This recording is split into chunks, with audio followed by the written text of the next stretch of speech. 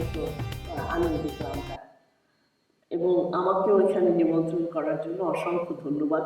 বিশেষ করে স্মাইল বাংলাদেশ, যেটা আমার হৃদয়ের খুব কাছাকাছি এবং আমার প্যাশনও বটে, সেটি সম্পর্কে বলার জন্য অনুরোধ করেছে, সেজন্য অসংখ্য ধন্যবাদ।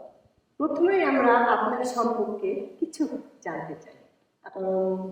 আমার সম্পর্কে, আমি একসময় বাংলাদেশে, আমি খুব বেশি দিন হয়নি ইউএসএ দেশটি, আমি বাংলাদেশে বিভিন্ন নন প্রফিট এনজিওর সঙ্গে কাজ করতাম এবং তার মধ্যে একটি যেটা উল্লেখযোগ্য ছিল সেটা হচ্ছে 3টে হাসপাতাল, তার মধ্যে একটি ছিল ভাসমান হাসপাতাল, সেগুলো পরিচালনার কাজ করতাম আমি। আমার লেখাপড়া অনেকদিন আগে ঢাকা বিশ্ববিদ্যালয়ে, তারপর পরবর্তীতে এখানেও আমি একটা ইউনাইটেড নেশনস অ্যান্ড গ্লোবাল পলিসির উপরে মাস্টার্স করেছি। আমি আমার চাকরি করি আমি রাটগার্স ইউনিভার্সিটিতে, ওটা আমার কাজের জায়গা, আর স্মাইল বাংলাদেশ হচ্ছে আমার প্যাশনের জায়গা।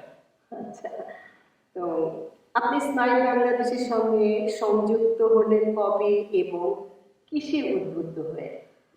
আমি যে কথাটা বললাম যে 3টে হাসপাতালের সঙ্গে যুক্ত ছিলাম ওটা পরিচালনার জন্য, এই হাসপাতালগুলোতে যে সার্জারিগুলো হতো, প্রায় 3 থেকে 3,500 সার্জারি হতো বছরে এই 3টে হাসপাতালের মধ্যে, তার সবগুলোই ভলেন্টিয়ার সার্জারিরা করতেন। এবং তখন আমার পরিচয় হয় শাহেদ আজিজ, যে স্মাইল বাংলাদেশের প্রেসিডেন্ট, তার সঙ্গে সে একটি দল নিয়ে এসেছিল বাংলাদেশে তালু এবং ঠোঁট কাটা রুগীদের সার্জারি করার জন্য। তো তখন আমি ছিলাম হোস্ট, ওরা ছিল আমাদের গেস্ট সার্জন। তো এইভাবে 3 বছর ওরা আমাদের বিভিন্ন প্রকল্পে আসে। তারপরে যখন আমি ইউএসএতে মুভ করলাম, তখন আমরা ভাবলাম যে আমরা একটা সংগঠন তৈরি করি, এটা আমাদের একটা এনজিও, এখানকে রেজিস্টার, ইউনিভার্সিটি রেজিস্টার 501(c). তো সেটা করে, যাতে করে আমার ইচ্ছে ছিল যে কোনো না কোনোভাবে বাংলাদেশের সঙ্গে যুক্ততাটা তো থাকুক এবং কিছুটা কোথাও গিয়ে কিছু কাজ আমি করতে পারি। আর আমার যে দলটা, তাদের জন্য এটা একটা সুবিধে যে আমি বাংলাদেশের বিষয়ে জানি, যোগাযোগগুলো করতে পারি, আমার যে নিজস্ব নেটওয়ার্ক সেগুলোকে ব্যবহার করতে পারি। তো এইভাবেই পুরো জিনিসটা কাজ করেছে এবং আমরা এই যাবৎ 30টা প্রজেক্ট আমরা করেছি বাংলাদেশে। আচ্ছা, খুবই ভালো উদ্যোগ আপনার। আপনি প্রথম আপনি যে ঠোঁট কাটার, এটা কিভাবে আপনাদের মধ্যে আসলো যে এটা আমাদের করলে ভালো হবে? মানে কোনো ঘটনা আছে? সেরকম কোনো ঘটনা ওইভাবে বলতে পারবো না, তবে আমি যে 3টে হাসপাতালের কথা বললাম, ওই 3টে হাসপাতালের যে থ্রাস্টটা, যে কাজটা ছিল, সেটা হচ্ছে প্রতিবন্ধিতা প্রতিকার। তো সেখানে চোখের সার্জারি হতো, ক্লাব ফুটের সার্জারি হতো, অর্থোপেডিক সার্জারি হতো, নাক কান গলার সার্জারি হতো এবং ক্লেফটের সার্জারি হতো। তো বিভিন্ন রকমের প্রতিবন্ধিতা প্রতিকারের সার্জারি হতো। তো সেটার একটা অংশ ছিল এই ঠোঁট এবং তালু কাটা। আর ঠোঁট এবং তালু কাটাটা তো এমন রোগ নয় যে, মানে এমন বিষয় নয় যে এটাতে মানুষ মারা যাচ্ছে। ফলে হয় কি, ওই মাকে দোষ দিয়ে চিকিৎসাগুলো আর হয় না, খুব কম মানুষ চিকিৎসা পায়। কারণ যারা দরিদ্র মানুষ, যারা দূরে থাকে, তারা অনেকে জানেও না যে এটা চিকিৎসা আছে। তো আমার কাছে মনে হচ্ছে এটা একটা জায়গা যেখানে আমরা কাজ করতে পারি। কত বছর হলো আপনাদের? স্মাইল বাংলাদেশ হিসেবে প্রতিষ্ঠা হচ্ছে 2010। তো এবং এই যাবৎ আমরা 30 বার, আর আমি যেটাকে প্রজেক্ট বলছি সেটা যদি আমি একটু এক্সপ্লেন করতে পারি, সেটা হচ্ছে যে আমরা এখান থেকে ধরুন 18 থেকে 20 জনের একটা দল, তার মধ্যে সার্জন আছে, অ্যানেস্থেটিস্ট আছে, নার্স আছে, আমরা বাংলাদেশে যাই এবং সমন্বয়ের কাজটা আমি করি। অর্থাৎ মানে কোথায় যাব আমরা, ওই আগে থেকে হাসপাতাল জোগাড় করা, হাসপাতালের রুগী তারা জোগাড় করে রাখবে, আমরা যাওয়ার সাথে সাথে ফাইনাল সিলেকশন করে 4 দিনে আমরা 50 থেকে 60টা সার্জারি করি। 4 দিনে, হ্যাঁ। তো যেটা হয় যে একই সঙ্গে 3টে সার্জারি, 3টে সেট কাজ করতে থাকে, ওইটাকে ম্যানেজ করতে হয়। তো ওটা করে আমরা, এবং আমরা কতগুলো নিয়মও পালন করি যে আমরা যেখানে যাচ্ছি সেখানে সেফটিটা ইনশিওর করা, তারপরে যেখানে যাচ্ছি যদি কোনো রকম সমস্যা হয় ওখান থেকে বড় হাসপাতালে আনার ব্যবস্থা, এই সবগুলো মাথায় রেখে আমরা কাজগুলো করি। এ যাবৎ আমরা 2000-এর উপর সার্জারি করেছি, অর্থাৎ 2000 মানুষের জীবন পরিবর্তন হয়েছে। এটা কি ছোট বাচ্চা থেকে বড় অ্যাডাল্ট পর্যন্ত? আমরা ছোট থেকে অ্যাডাল্ট পর্যন্ত করি। দুঃখের বিষয় হচ্ছে, যেহেতু অন্যান্য যে কোনো উন্নত দেশে ধরুন এটা বাচ্চা অবস্থায় সার্জারিটা হয়ে যায়, কিন্তু আমাদের প্রত্যন্ত অঞ্চলে তো আর অত সার্জারি তো নেই। সে কারণে আমরা অনেক বয়স্ক মানুষেরও ঠোঁট এবং তালুটা খুব বড় হয়ে গেলে করে তেমন কোনো লাভ হয় না, কিন্তু ঠোঁটের সার্জারি আমরা 65 বছরের বয়স্ক পুরুষ এবং মহিলাকেও করেছি। এবং তাদের যে ধন্যবাদের চেহারা, মানে একটা ছোট আয়না নিয়ে বারবার নিজের চেহারা দেখার যে আকুতি, সেটা একেবারে হৃদয়ে লেগে থাকার মতো। এটা একটা বিরাট বড় কাজ বলতে গেলে।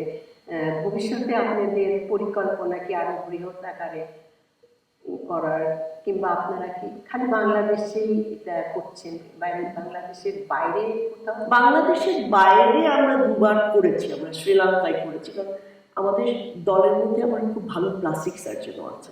তো শ্রীলঙ্কার উত্তরের দিকে আমরা 2বার গেছি। সেখানে এই ক্লেফটের সাথে সাথে ওই সময় যখন যুদ্ধের ওদের যে সমস্যার সময় অনেক স্নাইপার, তারপরে বোমা, তারপরে আগুনে পোড়া অনেক রুগী ছিল, সেখানেও আমরা কাজ করেছি। তবে আমি এবং বিশেষ করে শাহিদ আজিজ যিনি প্রেসিডেন্ট, তার বাবা বাংলাদেশে, সে অবশ্য বাংলা না বললেও, তো আমাদের একটা বিশেষ সফট কর্নার হচ্ছে বাংলাদেশের প্রতি। আর বাংলাদেশে এখনও প্রায় প্রতি বছর অন্তত পক্ষে 30,000 নতুন রুগী, মানে নতুন মানুষ জন্ম নিচ্ছে যার ঠোঁট এবং তালু কাটা।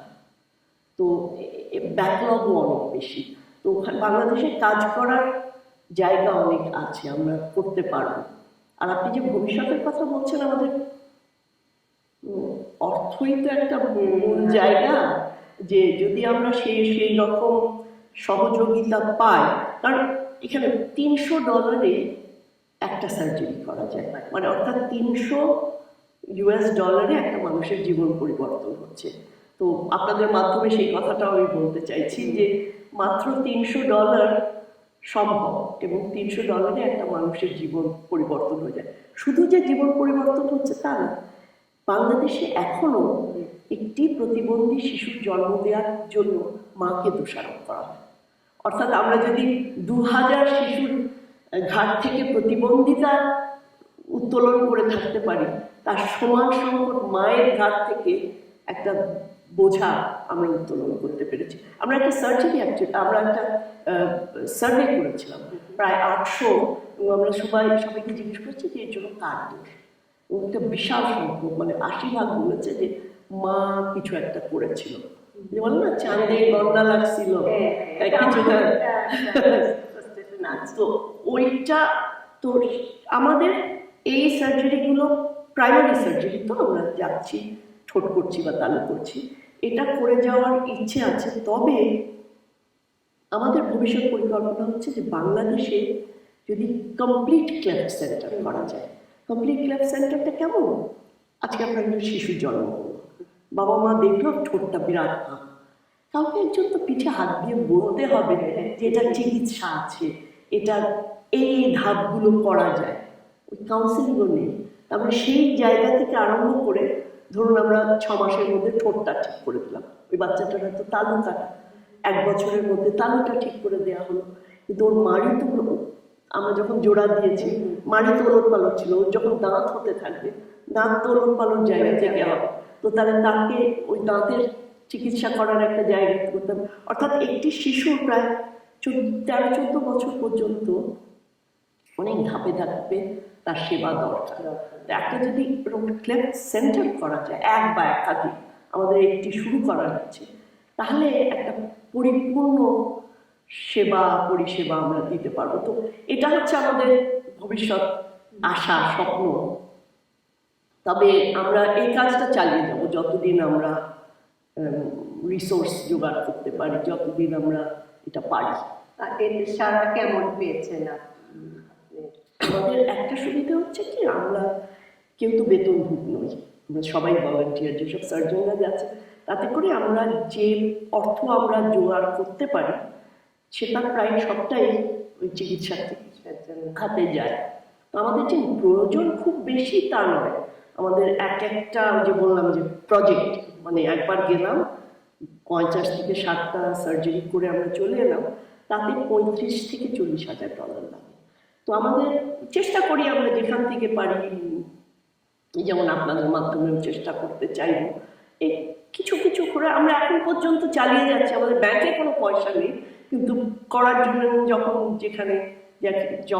যেখানে সম্ভব আমরা চেষ্টা করছি ফান্ড রেজ করার। তবে একটা ক্লেফট সেন্টার বা একাধিক ক্লেফট সেন্টার বাংলাদেশে হলে অনেক অনেক কাজ করা যায়, নতুন নতুন কাজ করা যায়। যেমন চোয়ালের কতগুলো সার্জারি আছে, সেগুলো আমাদের যেহেতু আমাদের সার্জন এই ব্যাপারে পারদর্শী শাহেদ আজিজ, আমরা নতুন সার্জনদের ট্রেনিংয়েরও ব্যবস্থা করি, যে ওরা রোগী জোগাড় করে রাখেন, আমরা এখান থেকে গিয়ে দুপক্ষ মিলে সার্জারিগুলো করে। সেটাও করার চেষ্টা করছি, যে আমাদের সার্ভিস তার সাথে সাথে যদি শিক্ষা কিছুটা করা যায়। তো যদি সহযোগিতা পাই, আমরা আরো অনেক ধরনের সেবা করার ইচ্ছে আছে। তবে আপাতত আমরা বছরে 2বার করে যাই বাংলাদেশে, এবং প্রতিবার 50 থেকে 60টা সার্জারি আমরা করি, এবং এই যাবৎ প্রায় 30 বার গেছি। এটুকুই আমাদের। আপনারা কেমন করে এটা খোঁজেন যে কাদের লাগবে? ধরেন বিভিন্ন জায়গায় তো আপনারা যান, এটা কি লিস্টটা কারা?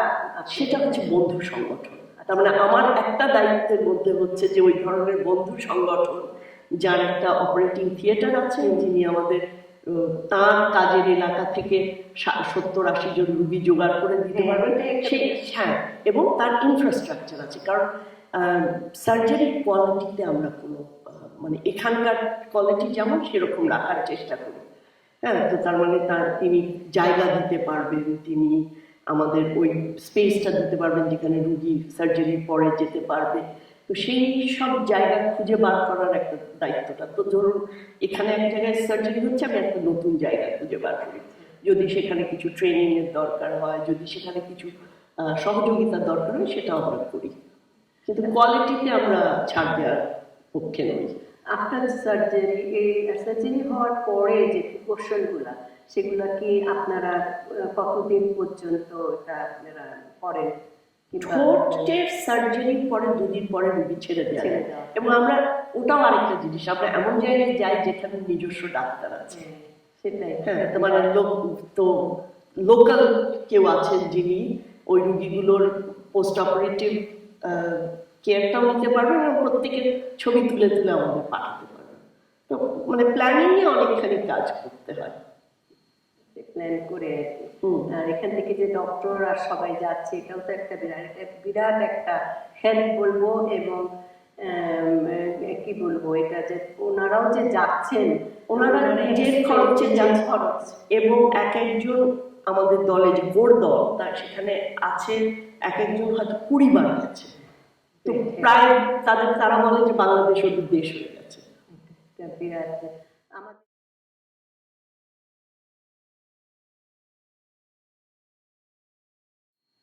আপনার কাছে আরেকটি প্রশ্ন এটা বলবো না, আমার কাছে আমি মনে করি যে আপনি এই স্মাইল বাংলাদেশ এটাকে কিভাবে আপনার সাহায্য করবে, মানুষ যদি কেউ সাহায্য করতে চায়, এটা আপনার কিভাবে ওরা সাহায্য করবে, এই প্রসেসগুলো যদি আপনি দর্শকদের বলে দেন, আমার মনে হয় খুব ভালো। অবশ্যই, ধন্যবাদ। আমাদের ওয়েবসাইট হচ্ছে www.smilebangladesh.org। ওখানে গেলে পেপ্যালের মাধ্যমে ডোনেট করা সম্ভব।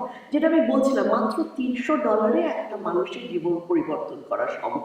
তো যদি দর্শকরা আপনারা যদি সেরকম যারা এতে সহযোগিতা করতে চান, এটা আপনাদেরই সংগঠন, মানে আপনাদের সাহায্য ছাড়া তো আর আমরা এটা চালাতে পারবো না। তো আপনারা আমাদের ওয়েবসাইটে যেতে পারেন, smilebangladesh.org। এছাড়া হয়তো আপনাদের মাধ্যমেও যদি যোগাযোগ করতে চান, আমাকে যদি আপনাদের সঙ্গেও যদি যোগাযোগ করেন, আমাকে সেই সব খোঁজগুলো দিলে আমিও নিজে যোগাযোগ করব। তো আমাদের কয়েকটা বিষয়, অর্থ আমাদের দরকার, আর্থিক সহায়তা আমাদের দরকার। আহ, উত্তরের দিকে, বাংলাদেশের উত্তরের দিকে যদি কোনো এরকম হাসপাতাল থাকে কারো জানা, যেখানে আমাদের অপারেটিং থিয়েটার এবং রুগী জোগাড়ের মেকানিজম আছে, ওই দিকটায় আমরা কম কাজ করেছি, সেটারও যদি কেউ কোনো খোঁজ দিতে চান। তবে মূলত বারবার যেটা বলছি, $300 আমরা নানাভাবে খরচ করি, একটা মানুষের জীবন বদলে যাবে। অনেক অনেক অনেক সুন্দর একটা প্রজেক্ট, এবং আপনি যে আমাদের স্টুডিওতে এসেছেন, আবারও আপনাকে অনেক ধন্যবাদ। এবং ভবিষ্যতে আবার যখন আসবেন আমরা জানতে পারবো যে কীরকম আপনাদের চলছে। ধন্যবাদ। আমাকে এখানে আমন্ত্রণ জানানোর জন্য অসংখ্য ধন্যবাদ। দর্শক শ্রোতা, আজকের মতো সানামের আড্ডা এখানেই শেষ। আবার আরেকজনকে নিয়ে আমরা উপস্থিত হব। ভালো থাকুন।